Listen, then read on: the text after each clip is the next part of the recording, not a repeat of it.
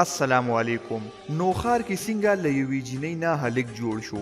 که غواړئ چې تاسو هم د قدرت دا کرشمه وګورئ نو ویډیو تر اخره وګورئ او که زموږ چینل مو تر اوسه پورې نه سبسکرایب کړی نو زموږ چینل هم در سره سبسکرایب کړئ او په خوا کې ورسره د ټلۍ نشان هم ووهئ چې زموږ همدغه رنګین نوې او تازه خبرونه د ټولو نه اول تاسو ته در ورسي.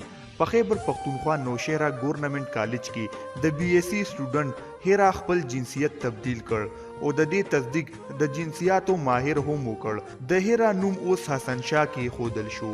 حسن شاه به اوس د جینکو کالج نه د هلکانو کالج ته منتقل کړي شي.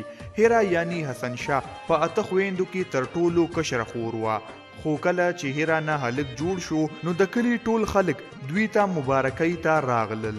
د حسن شاه رور وایي چې په هیرا کې د 10 کلونو نه د هلکانو عادتونه موجود وو او 4 میاشتې مخکې یو ماهر جنسیات دا خبره تصدیق کړه چې د جنس بدلیدلی شي.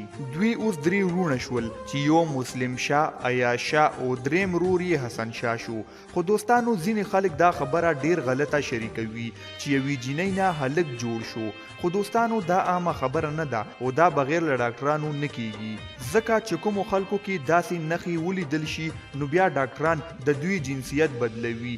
نور هیڅوک داسې نشي کولی چې بغیر له نښو خپل جنسیت تبدیل کړي او دا د الله تعالی یوه کرشمه ده. دا وه زموږ نننۍ ویډیو.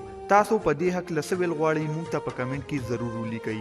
تر بلې ویډیو هم په لوی الله سپارم. د لوی خدای په امان.